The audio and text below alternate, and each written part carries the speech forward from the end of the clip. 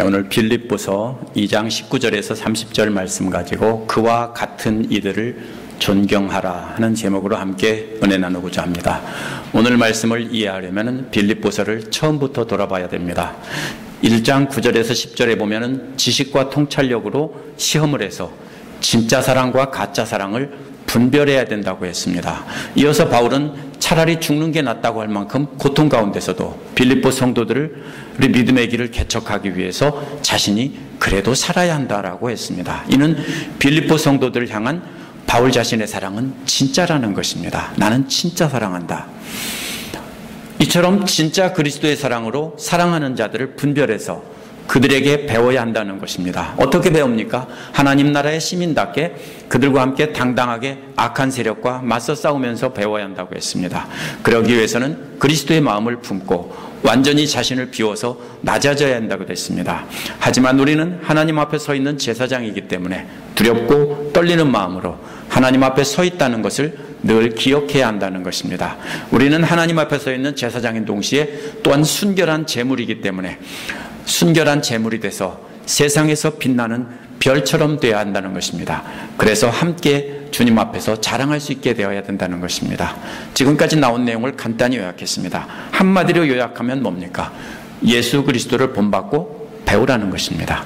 하지만 그 사랑의 본보기인 예수님을 따라갈 생각조차 하기도 어려울 만큼 예수님은 거리가 먼 엄청난 존재로 느껴지기 쉽습니다. 그래서 바울은 예수님을 똑같이 닮은 예수님의 모델 두 사람을 소개하고 있습니다. 그중 하나는 바울의 동역자인 디모데이고 다른 하나는 빌립보 성도들의 대표로 파견한 에바브로디도입니다. 이 두 사람이 예수 그리스도를 본받아서 겸손히 사랑을 실천하고 가르치는 사람들이니까 이 사람들은 진짜니까 이런 사람에게서 배우고 이런 사람을 존경하라는 것입니다. 이 사람들이 어떤 사람들인지 우리가 이 시간 알아보고 우리가 본받아야 될 사람이 어떤 사람들인지 우리도 그러한 모델이 될 수 있도록 우리가 배우는 시간을 갖겠습니다. 첫 번째로 19절에서 24절 말씀에 보면 디모데를 본받으라고 하는 내용이 나옵니다. 19절에서 주 예수 안에서 디모데를 빌립보 성도들에게 보내기를 소망한다는 것입니다. 주 예수 안에서라는 말은 바울의 이러한 소망이 예수 그리스도의 소망과 일치한다는 것입니다. 바울이 예수님 안에 있고 예수님이 자신의 밖에 있어서 자신의 소망이 곧 예수님의 소망이라는 것입니다. 곧 보내고 싶다는 말은 빨리 보내고 싶다는 말이지만 전후 문맥을 살펴보면 가능하면 빨리 보내고 싶다. 영어의 as soon as possible과 같은 그런 뜻입니다. 그 목적은 바울도 빌립보 성도들의 형편을 알고 격려를 받으려는 것입니다. 격려를 받는다는 말은 고난 중에 있는 바울이 빌립보 성도들 때문에 기쁨을 얻는다는 것입니다. 그래서 빌립보 교회는 바울이 마케도니아와 그리스 지역에서 맨 처음 전도하고 세운 첫 번째 교회입니다. 처음 가르친 성도들이 더 정이 가겠죠. 저도 처음 가르친 제자들이 더 많이 기억이 납니다. 그래서 바울은 저들이 바울처럼 예수님을 닮아서 변화되었다는 소식을 듣고 싶은 겁니다. 그래서 그 소식을 듣고 기쁨을 얻으려는 것입니다. 이는 18절에서 나와 함께 기뻐하자는 말을 다른 말로 바꾸어서 말한 것입니다. 그래서 가능하면 빨리 디모데를 보내고 싶다. 그래서 빨리 소식을 듣고 싶다. 이런 말입니다. 바울이 디모데를 보내기 원하는 이유 세 가지가 20절에서 22절에 나옵니다. 첫 번째 이유는 20절에 나오는 마음을 가진 자가 아무도 없다라는 말입니다. 19절에서 격려라는 말에는 좋은 마음이라는 뜻입니다. 원래 격려라는 말 자체가 좋은 마음입니다. 유라는 말이 이유라는 말이 영어에서도 좋은이라는 뜻이거든요. 유. 그래서 유 마음입니다. 좋은 마음. 20절에 같은 마음이라는 말과 앞부분만 다르고 똑같은 말입니다. 바울이 이렇게 쓴 말을 번역하다 보니까 이것이 사라진 것입니다. 그러면 무엇입니까? 믿는 자들에게 서로 좋은 마음이 되는 것은 언제입니까? 똑같이 그리스도의 마음을 가지면 좋은 마음이 되는 것입니다. 그래서 격려라는 말은 똑같이 그리스도의 마음을 갖게 되면 그 마음이 좋은 것입니다.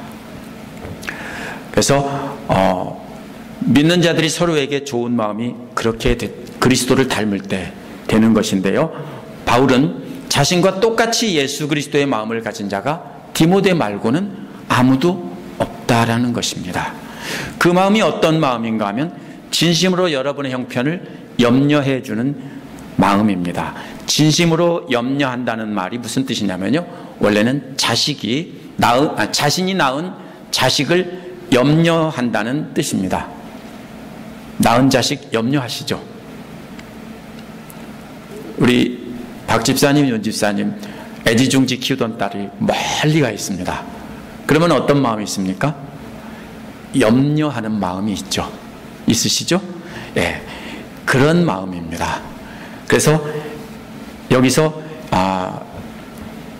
지금 디모데가 가진 마음은요, 진심으로 여러분의 형편을 염려해 준다는 것은 엄마가, 아버지가 멀리 떼어놓은 자식을 염려하는 그런 마음으로 빌립보 성도들을 염려하는 사람, 이 사람은 디모데밖에 없다는 것입니다.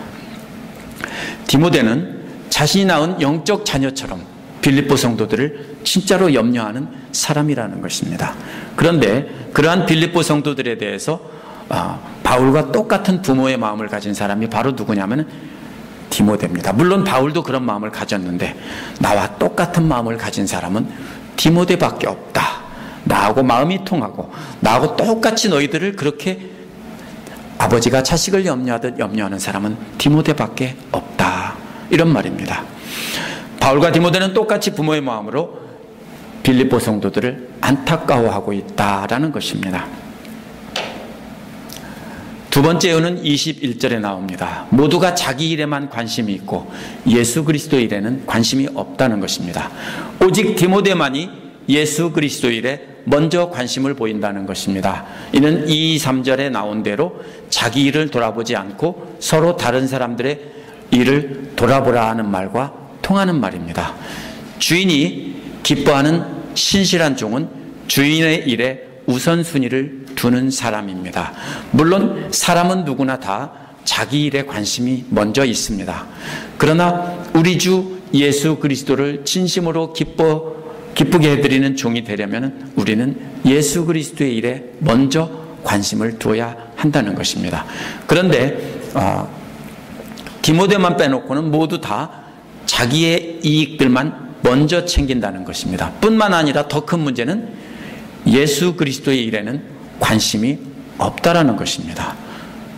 성도나 교회 지도자들이나 이런 사람만 가득하다는 것입니다. 초대교회는 다 훌륭한 사람만 있었던 줄 알았더니 오늘날과 똑같은 모양입니다.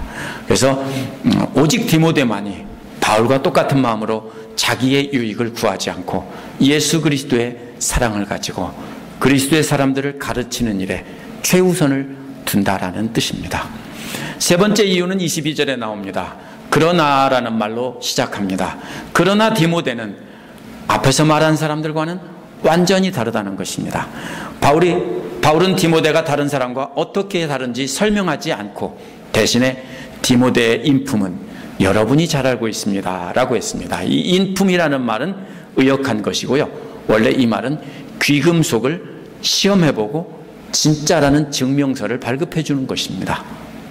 다이아몬드나 아니면 명품백 같은 거를 전문가가 돋보기를 끼고 자세히 검사한 다음에 이것은 진짜다 하고 서티피케이트를 주는 것과 같은 것입니다.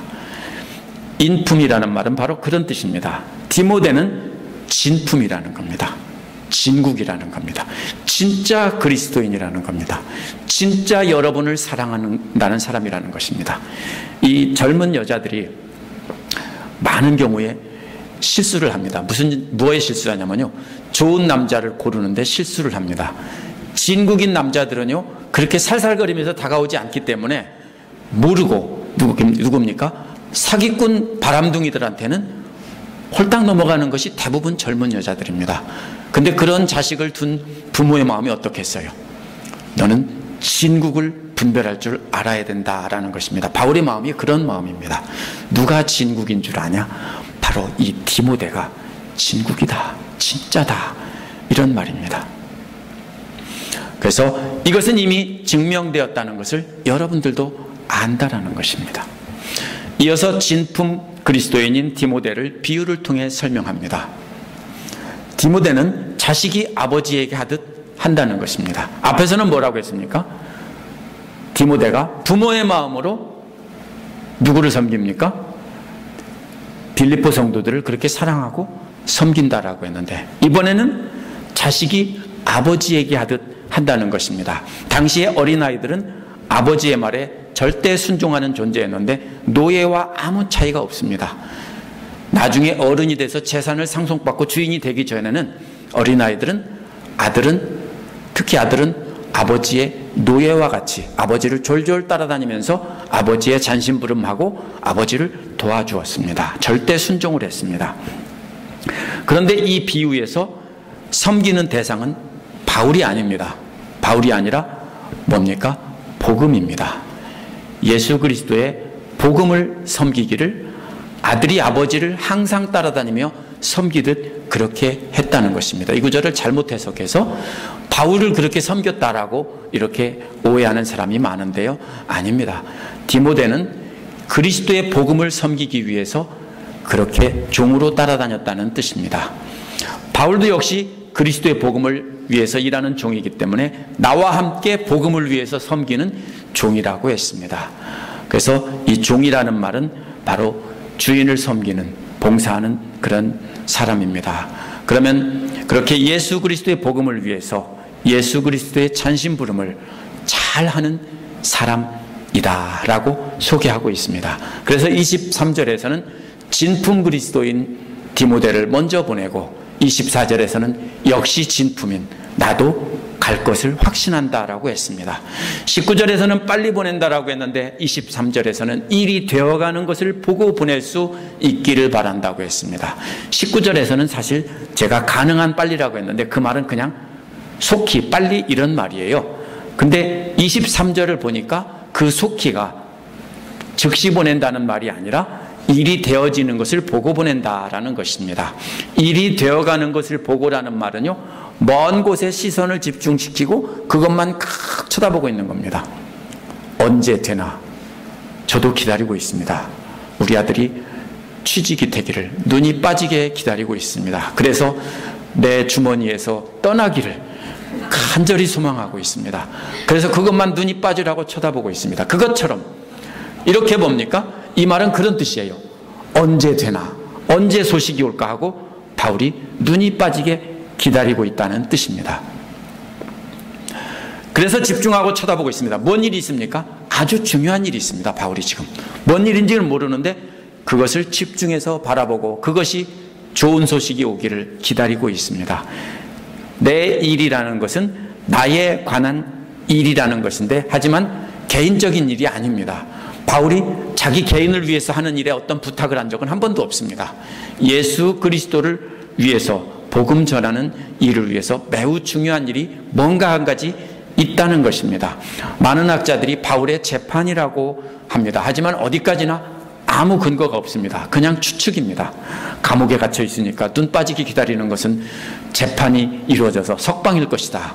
아닙니다. 꼭 그럴 수는 없습니다. 또 어떤 학자는 뭐라고 하냐면 데살로니가나 고린도에 급한 일이 생겨서 디모데를 파견했다. 그래서 디모데를 눈이 빠지게 기다리고 있다. 이렇게 생각합니다. 사실 모릅니다. 성경이 말하지 않은 것을 자꾸 추측해서 이것이다라고 말하면 안 됩니다. 그러나 우리가 이해하는 데 부족함은 없습니다. 뭔가 복음을 위해서 매우 중요한 일을 위해서 소식을 기다리고 있다는 것은 분명합니다.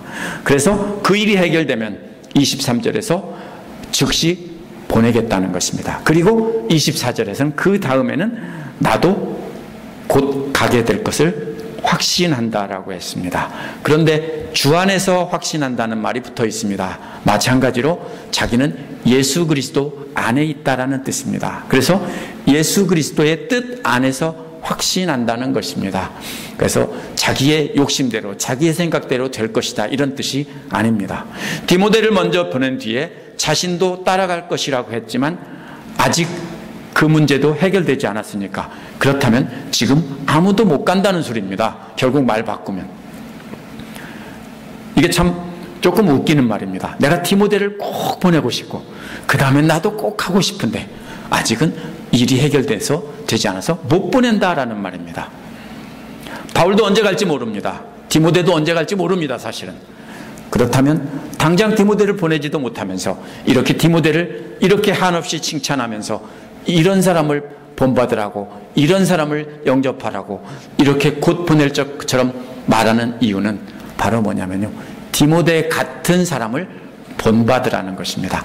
반대로 디모데 같지 않은 사람은 속지 말라는 뜻입니다. 그래서 디모데처럼 예수 그리스도를 본받아서 부모의 마음으로 애를 태우면서 성도들을 돌보고 사람들을 돌보고, 또 반대로 그리스도의 복음을 위해서 마치 뭐처럼 종이 아들이 아버지를 섬기는 것처럼 그렇게 섬기는 그런 자들을 본받으라는 것입니다. 두 번째로 25절에서 30절에서는 에바브로디도를 본받으라는 것입니다. 디모데도 바울도 당장 갈 수 없지만 누군가가 빌립보 교회에 당장 가지 않으면 안 될 상황입니다. 아무도 안 간다면 거짓 사랑을 가진 거짓 그리스도인들, 거짓 교사들이 와서 빌립보 성도들을 속여서 엉뚱한 믿음으로 끌고 갈 것이기 때문입니다. 그래서 빌립보 교회에 와서 성도들에게 잘해줄 겁니다. 진짜 잘해주면서 저 목사님 진짜야 하면서 모두 따라가는 그런 경우가 있어요.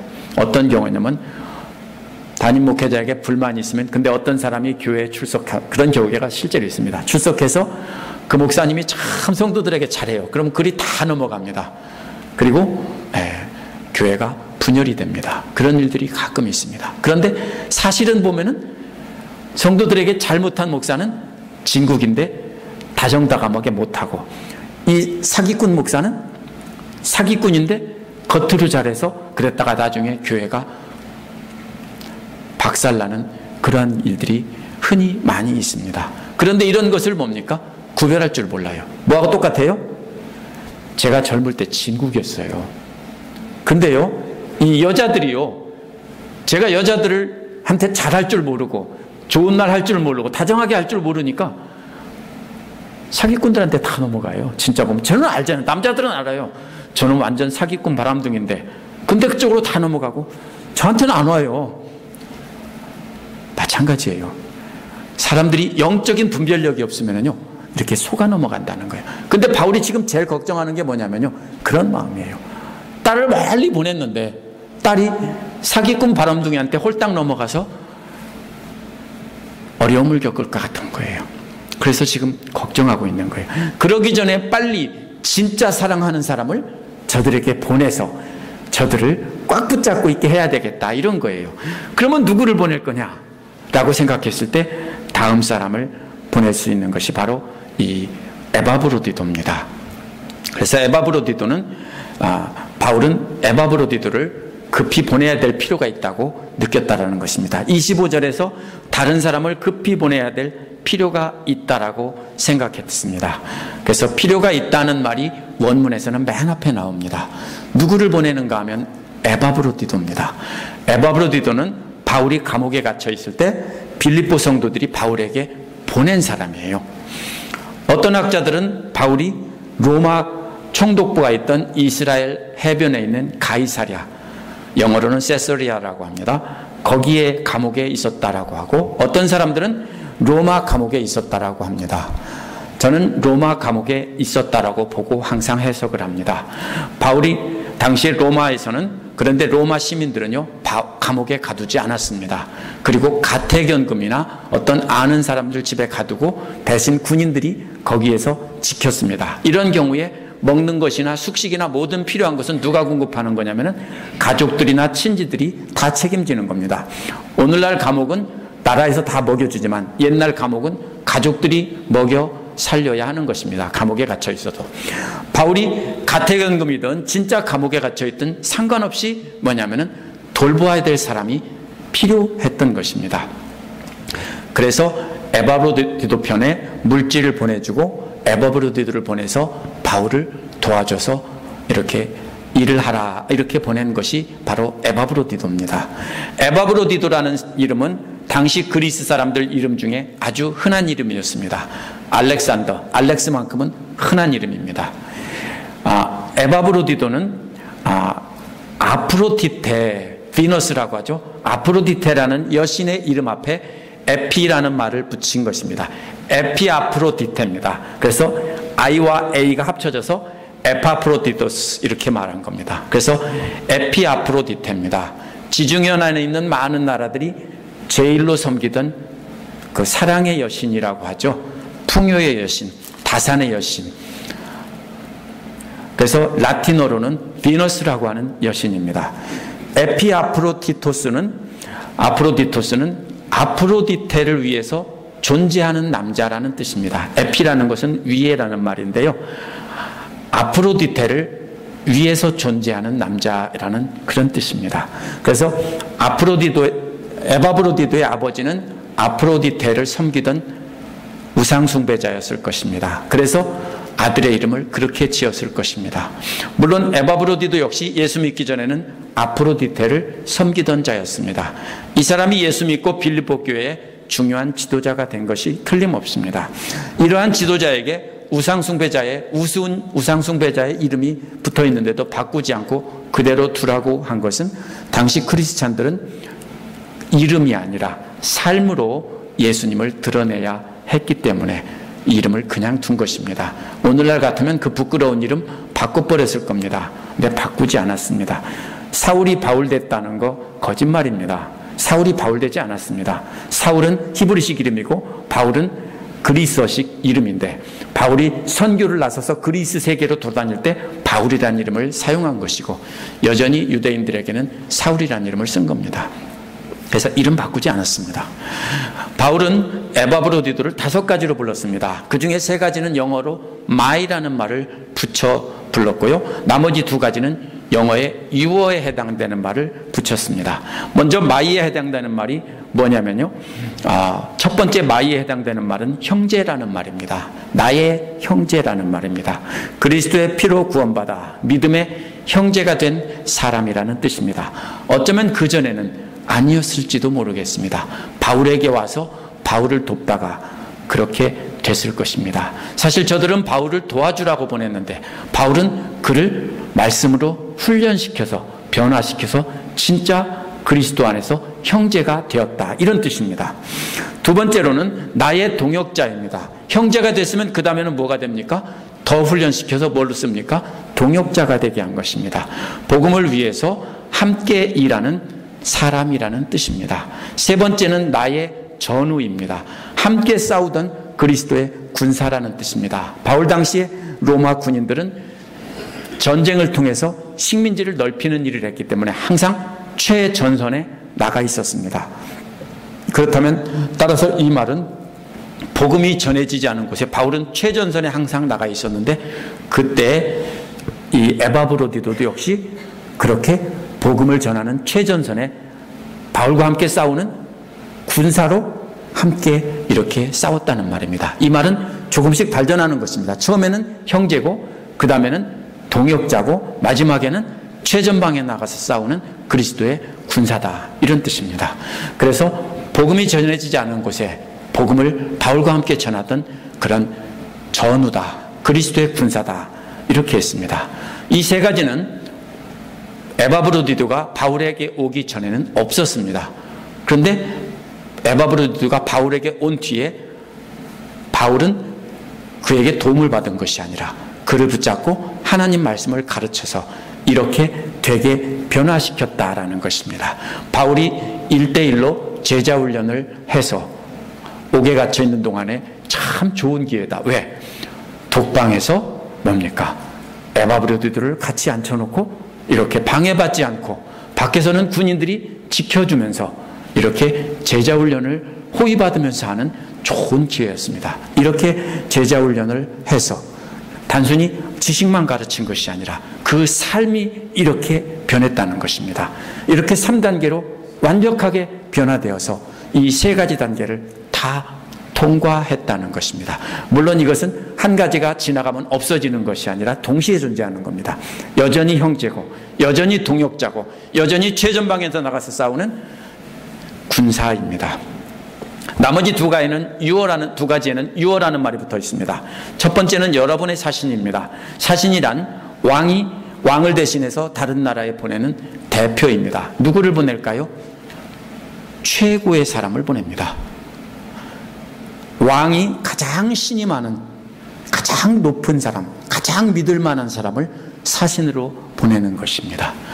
그렇다면 이 빌립보 성도들은 그냥 한 사람 신분꾼을 보낸 게 아니라 자신들의 지도자 중에서 가장 훌륭한 사람을 바울에게 뽑아서 파송한 것입니다.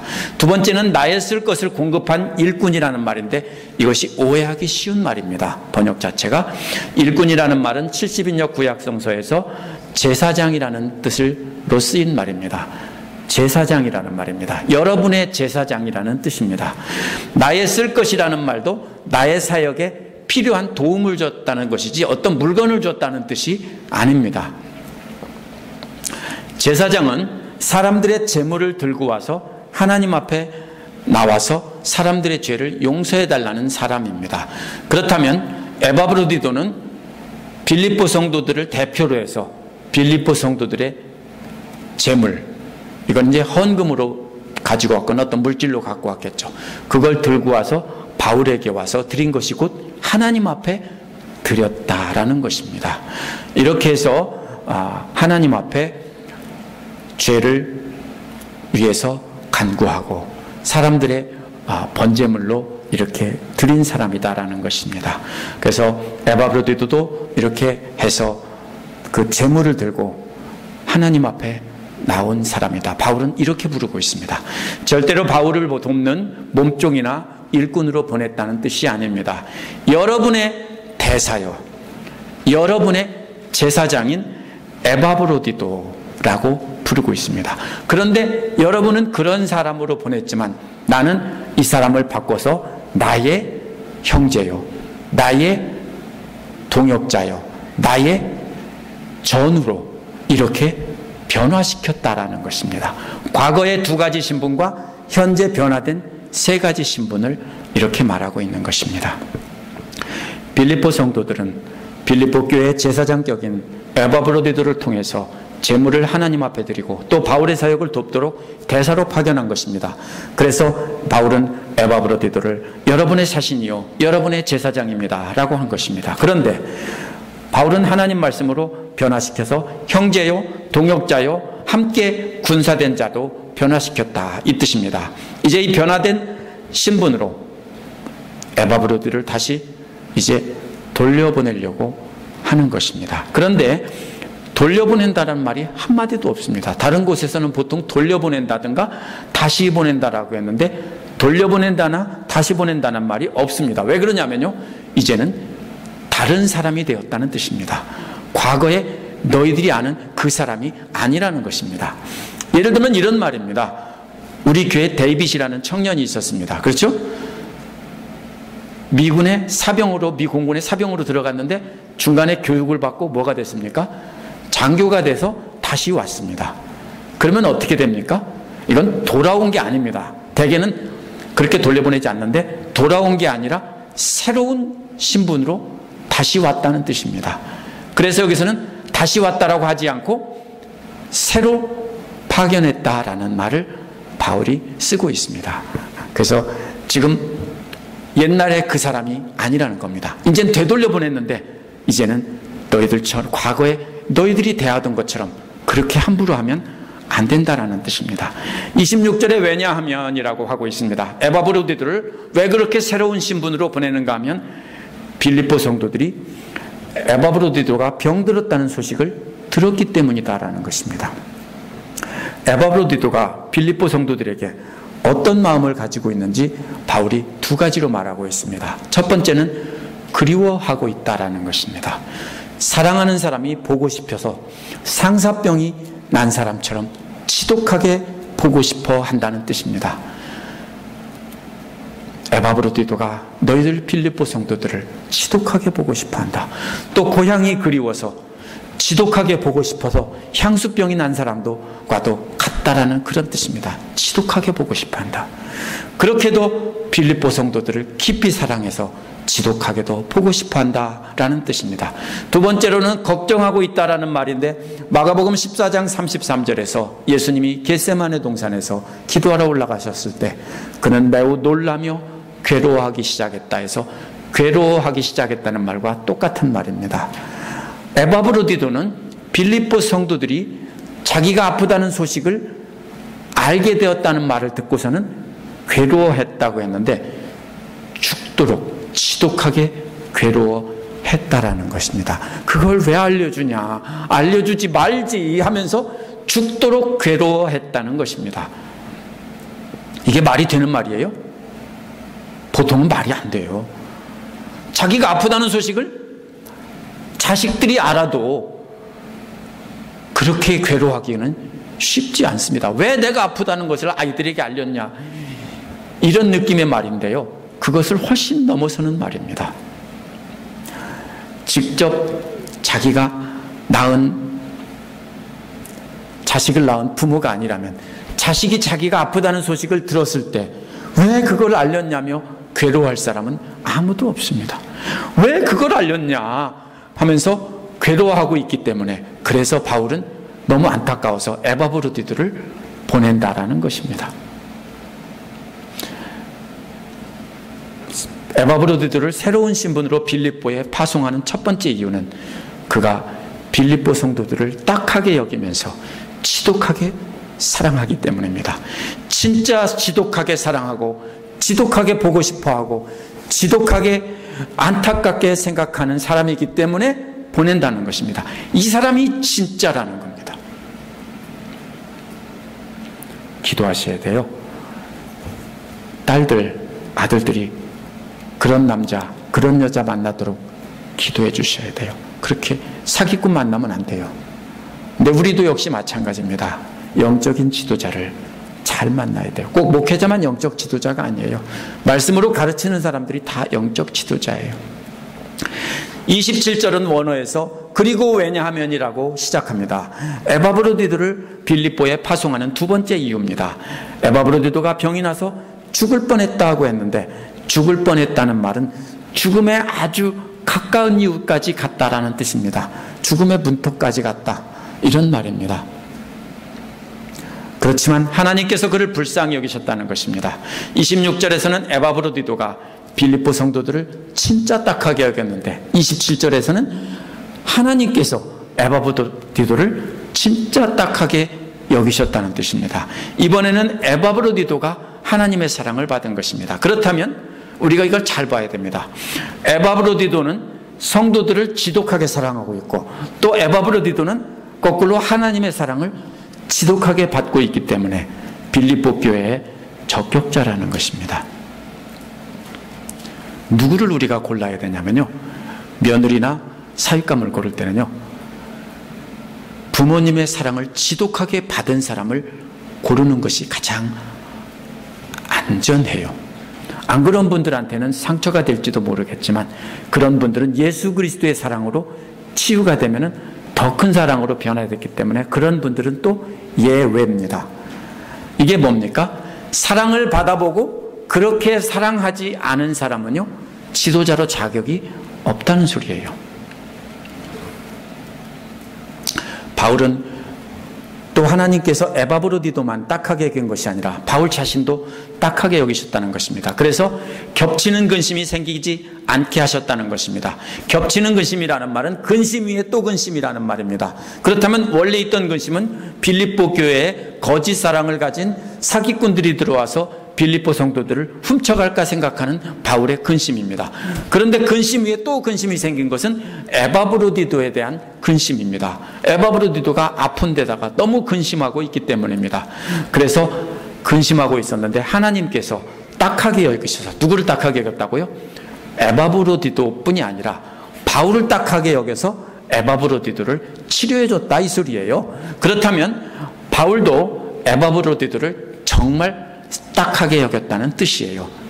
이게 뭡니까? 계속 사랑 노름이에요. 에바브로디도가 빌립보 성도들을 사랑하는 것 이상으로 바울도 에바브로디도를 그렇게 지독하게 사랑하고 있어서 눈뜨고 볼 수가 없었다는 얘기예요. 그런데 하나님께서 그 에바브로디도를 고쳐줘서 이제 그 근심 하나를 덜어주셨다는 얘기예요. 그래서 하나님의 진실한 사랑을 받은 사람이기 때문에 적격자라는 것입니다. 또 하나님의 마음으로 영적 자녀들에게 사랑을 주고 아버지로부터 그 사랑을 받아본 그 사람이 적격자인데 자신도 역시 그런 사람이라고 말하고 있는 겁니다.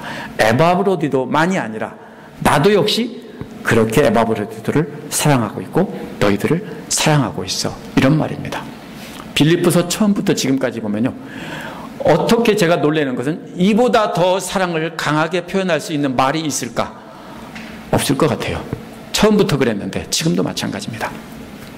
지금 우리 아들이 키우는 고양이 구미인데요, 하나는 구미고 하나는 미호입니다. 구미호라고 해서 이렇게 지었습니다. 근데 구미가 요로가 막혀서 소변을 보지 못해서 몸 안에 독소가 쌓여서 죽어가고 있어요. 수술비가 너무 많이 들어서 처음에는 그냥 돌보는 데까지 돌보다가 그냥 두어야 되겠다라고 했는 모양입니다. 그래서 친구가 알려준 대로 식초를 먹여서 막혀있던 것이 잠시 쏟아져 나와서 조금 괜찮다가 다시 또 재발해서 죽을 위기에 있습니다. 근데 경제적인 능력이 안 돼서 그냥 죽게 두려고 했는데 그것을 참아 볼 수가 없어서 우리 며느리가 그것을 인터넷에 올렸는데 현재 1,000몇백 불이 이렇게 모금이 됐습니다. 그런데 이 모습을 보면은 안타까운 것은 고양이가 아니라 제 아들입니다. 아들이 며느리와 함께 슬퍼하며 눈물로 보내고 있다는 소식을 우리가 들었으니까 안타까운 것입니다. 그래서 아들은 죽음의 문턱까지 간 고양이를 밤새도록 간호하면서 세상에 내가 우리 엄마 아플 때도 가보지도 못했는데, 이렇게 우리 아들이 말합니다. 그러면서 밤새 고양이를 간호하며 뻣뻣해지는 그 죽어가는 고양이를 간호를 했다는 겁니다. 그렇게 힘들어하고 있다는 소식을 들으니까, 아들이 며느리와 함께 그렇게 힘들어하고 있다는 소식을 들으니까 능력만 되면 제 마음은 어떤 마음이냐면, 제 아내의 마음은 도와주고 싶다는 마음이 드는 것입니다. 뭐 고양이가 대단하다는 뜻이 아닙니다. 제가 이거를 보면서 그런 마음을 제가 깨달았습니다. 우리 아들이 고양이를 그렇게 사랑하는구나. 그런데 우리는 누구를 사랑합니까? 우리 아들을 진정으로 사랑하기 때문에 그렇습니다. 늘 저만 생각하고 조금은 이기적이에요. 왜냐면요, 우리 딸과 4살 넘게가 차이 나다 보니까 저 혼자밖에 몰랐어요, 어릴 때는요. 그래서 우리 아들이 그런 줄만 알았는데 세상에 이 고양이 한 마리를 그렇게 끔찍하게 밤새도록 간호한다는 소식을 들으니까 조금 안심이 돼요. 나중에 아들을 낳으면, 딸을 낳으면 그래도 고양이보다는 조금 더 사랑하면서 키우겠지라는 마음이 드니까 안심이 됩니다. 그래서 이것을 보면서 제가 한 가지 교훈을 얻습니다. 세상에서도 죽을 위기에 있는 자녀를 안타까워하며 끝까지 돌본 경험이 있는 사람이 어른이에요. 아세요? 아들이 죽을지도 모른다고 했는데 그것을 밤새 돌보아 본 경험이 없는 사람은 아직 어른이 아니에요. 저도 제가 어릴 때, 제가 말도 못하게 조그마한 어릴 때 죽을 뻔했는데 우리 어머니가 병원 갔다 와도 안 돼서 밤새도록 간호하다가 새벽에 버려야지 하고 밤새도록 물수건을 짜서 덮어주기만 했는데 새벽이 되니까 열이 내고 잠을 자더라. 그래서 살았다 라고 말합니다. 그 얘기를 가끔 하셨어요. 그러한 경험이 있는 사람이 어른이에요. 그런데 지금 바울이 무슨 얘기했냐면요, 그런 경험이 있는 사람이 바로 뭐예요? 지도자의 자격이 있다라는 것이에요. 하지만 예수 그리스도를 믿는 사람들이 보여줘야 할 사랑은 그런 세속적인 사랑의 정도가 아닙니다. 믿는 자들이 보여줘야 될 사랑은 예수 그리스도의 사랑입니다. 그 사랑은 자신을 십자가에서 죽기까지 사랑하신 우리 하나님의 사랑입니다. 예수님처럼 그런 사람으로 다른 사람을 사랑해 본 경험이 있고 또 본인도 그런 사랑을 하나님으로부터 받아본 경험이 있는 에바브로디도가 빌립보 교회의 진짜 새로운 적격자라는 것입니다. 28절은 그러므로라는 말로 시작합니다. 하나님께서 에바브로디도와 바울 자신을 불쌍히 여겨서 그를 치료해 주셨으므로 에바브로디도를 더욱 간절한 마음으로 보낸다는 것입니다. 개역이나 세번역에서 서둘러 급히 보냈다라고 했는데 이 말은요, 원문은 더욱더 간절한 마음으로 보낸다는 말입니다. 사실은 최고 간절한 마음으로 보낸다라는 뜻입니다. 그것은 빌립보 성도들이 에바브로디도를 다시 보고 기뻐하게 하려는 것입니다. 또 그것은 바울 자신의 근심을 덜려는 것입니다. 바울의 근심은 두 가지라고 했습니다. 첫 번째 근심은 거짓 사랑에 속지 않게 하는 것이고 그것을 어떻게 지킬까 하는 것이고, 두 번째는 하나님의 사랑을 주기도 하고 받아본 경험이 있는 에바브로디도가 이제 나와서 이제 저들에게 가면은 이제 에바브로디도에 대한 근심이 하나가 풀리는 겁니다. 왜? 에바브로디도가 그렇게 안타까워하며 가고 싶어 하는데 보내니까 이제 마음이 놓인다는 것입니다. 그래서 지금 에바브로디도가 가면은 저들을 잘 자기 대신에 양육할 것이니까, 예수님 마음으로 양육할 것이니까 이제는 나는 마음이 놓일 것이다, 이런 뜻입니다. 바울의 두 번째 근심은 에바브로디도가 그처럼 빌립보 성도들을 간절히 보고 싶어하고 그렇게도 염려하며 안타까워하는 것입니다. 그래서 죽을 위기에서 벗어났지만 아직도 마음의 병을 앓고 있기 때문에 바울은 그것으로 안타까워하고 있는 것입니다. 그래서 에바브로디도도 디모데와 마찬가지로 바울이 사랑하는 가족이기 때문에 에바브로디도가 빌립보 성도들을 만나면 그 마음의 병이 사라지고 기뻐할 것이기 때문에 바울은 두 번째 근심도 완전히 사라지게 되는 것입니다. 그렇다면 에바브로디도뿐 아니라 바울도 똑같이 빌립보 교회의 지도자로서 진국이고 진짜 적격자라는 것입니다. 하지만 바울이 갈 수 없기 때문에 나와 똑같은 사람을 발견했는데 그 사람이 에바브로디도인데 이 사람을 먼저 보낸다라는 뜻입니다. 29절도 역시 그러므로라는 말로 시작합니다. 이처럼 주님의 마음으로 빌립보 성도들을 죽도록 사랑하고 또 하나님의 놀라운 사랑을 직접 체험한 에바브로디도를 영접하라고 명령합니다. 근데 주 안에서 영접하라고 하는 말은 주님을 닮은 에바브로디도를 주님을 영접하듯 하라는 말입니다. 또 바울 자신을 영접하듯 하라는 말입니다. 왜냐하면 예수 그리스도께서 자신을 대신해서 빌립보 교회에 보낸 사람이 바로 에바브로디도이기 때문에 너희들이 보낸 사람 되돌려 보낸 게 아니라 이번에는 주님이 다시 새 사람을 만들어서 보냈기 때문입니다. 그를 주 안에서 합당한 예절로 깍듯이 영접하라는 것입니다. 과거 자신의 지도자였던 에바브로디도로 절대로 생각하지 말고 이제는 주님을 영접하듯 깍듯이 영접하라는 것입니다. 왜냐하면 그가 제자훈련 마치고 최고의 단계인 그리스도의 용사의 단계까지 올랐기 때문입니다.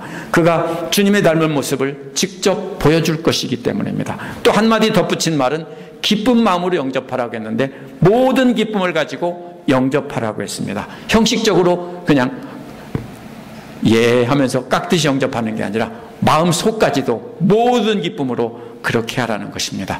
에바브로디도뿐 아니라 에바브로디도와 같은 자들을 모두 다 그렇게 존경하라고 했습니다. 진짜 사랑을 가진 사람을 그렇게 최고로 존경하라는 말입니다.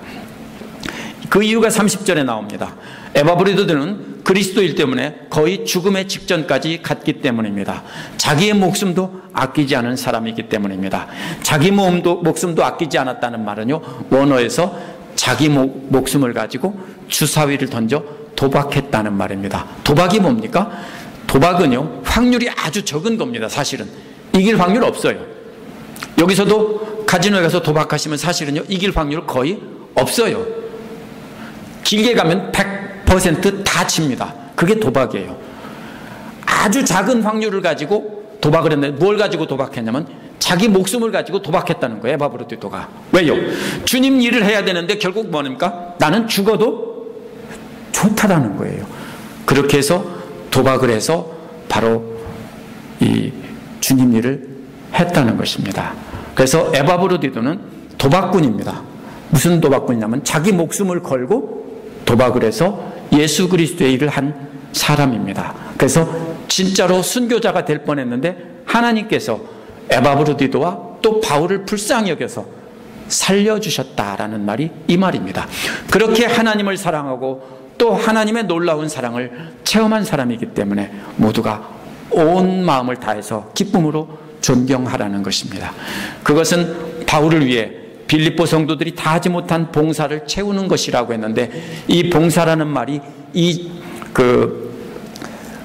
뭐냐면요, 돕는 일꾼이라는 말과 같은 말에서 온 말입니다. 앞에서 돕는 사람이라면 이번에는 돕는 일인데요, 앞에서는 제사장이라는 사람이라면 이번에는 제사장의 일이라는 뜻이지 날 심부름했다는 뜻이 아닙니다. 제사장의 일을 했다는 것입니다. 에바브로디도는 빌립보 성도들의 제사장으로 제물과 제사장의 일을 가지고 와서 바울에게 왔는데 그것이 바울의 기쁨을 채우기 위해는 조금밖에 안 됐다는 거예요.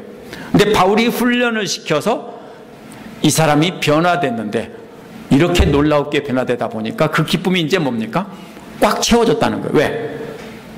자기처럼 똑같이 목숨을 도박해서 그리스도의 일을 해서 죽을 뻔했는데 이제 겨우 목숨은 하나님께서 살려주셨기 때문에, 그래서 그 기쁨이 뭡니까?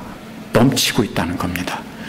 그래서 너희들이 기쁨 조금 채워졌는데 에바브로디도가 변화돼서 자기 기쁨을 넘치게 해줬다는 겁니다. 이제 빌립보 성도들에게 돌아갈 에바브로디도는 이전의 에바브로디도가 아닙니다. 단순히 빌립보 교회 지도자요, 교회 대표로 바울에게 파송된 사람이 아닙니다. 이제는 바울을 통해 훈련받고 그 말씀 따라 그리스도의 사랑으로서 목숨 걸고 그리스도의 일을 완수했다는 것입니다. 이제는 엄청난 그리스도의 사역자로 복음을 들고 빌립보 성도들을 훈련시키러 갈 것이라는 것입니다. 그러니까 이제는 그를 그리스도를 영접하듯 또 바울 자신을 영접하듯 온 힘 다해 최고의 존경으로 예우하라는 것입니다. 에바브로디도가 이 빌립보서를 들고 갔을 것입니다. 가서 그들에게 가르쳤을 것입니다. 단순히 교회 대표가 아닙니다. 그러므로 그를 최고의 존경으로 영접하라는 것이 오늘 말씀입니다. 오늘 말씀은 예수 그리스도를 통해 하나님의 자녀가 된 자들이 어떤 사람을 존경해야 되는지에 관한 이야기입니다. 그 답은 말씀을 통해 배운 것을 삶으로 실천하는 사람들인데 얼만큼 실천합니까? 그리스도를 닮아서 죽도록 자녀들을 사랑하고 그래서 하나님의 큰 사랑을 받아본 자들입니다. 디모데도 역시 그렇게 했기 때문에 목숨 걸고 그렇게 사랑하고 또 복음을 섬기는 일에 자식이 부모를 섬기듯 이렇게 했던 사람이기 때문에 진품이고 명품이라고 했지만, 디모데보다 한술 더 뜨는 사람은 누굽니까? 바로 에바브로디도입니다. 에바브로디도는 바로 이렇게 자기 목숨을 그리스도를 위해서 실제로 걸어본 경험이 있는 사람이기 때문입니다. 이런 사람을 존경해야 한다는 것입니다. 우리 교회에서도 존경의 기준은 이런 사람이 되어야 합니다. 그런다면 거짓 사랑에 속지 않을 수 있습니다. 그렇게 되려면 먼저 어떻게 해야 되냐면 서로 진리의 말씀을 가르쳐서 하나님의 자녀가 돼서 믿음의 형제자매가 먼저 되어야 됩니다. 1단계. 저 혼자만이 할 수 없습니다. 왜냐하면 삶으로 실천해야 되기 때문에요. 그래서 저도 하지만 같이 해야 되는 것입니다. 그래서 그 다음에는 훈련시켜서 동역자의 단계로 끌어올려야 되고, 마지막 3단계는 그리스도의 군사로 이제 영토를 개척하는 자로 싸우도록 파견해야 됩니다. 그런데 말씀만으로는 소용이 없습니다. 에바브로디도가 빌립보 성도들을 지독하게 사랑하고 그를 지독하게 근심하는 사람으로 변화된 것처럼 우리도 그렇게 변화되어야 합니다. 그래서 바울은 고린도전서 13장에서 사랑이 없으면 아무것도 아니라고 한 것입니다. 영적 성장에서 그리스도의 군사보다 더 높은 단계는 뭡니까? 그리스도를 위해 목숨 걸고 도박할 줄 아는 사람입니다. 그래서 그 단계까지 가야 됩니다. 그런데 거기서 멈추면 안 됩니다. 그러면 자기들이 진짜 위대한 사람인 줄 알고 교만합니다. 죽음의 위기를 경험하고 하나님의 놀라운 사랑을 체험해야 진짜 겸손하게 에바브로디도처럼 우리는 될 수 있습니다. 우리도 그런 사람을 존경하면서 우리도 그런 사람이 되어야 합니다. 함께 기도하시겠습니다.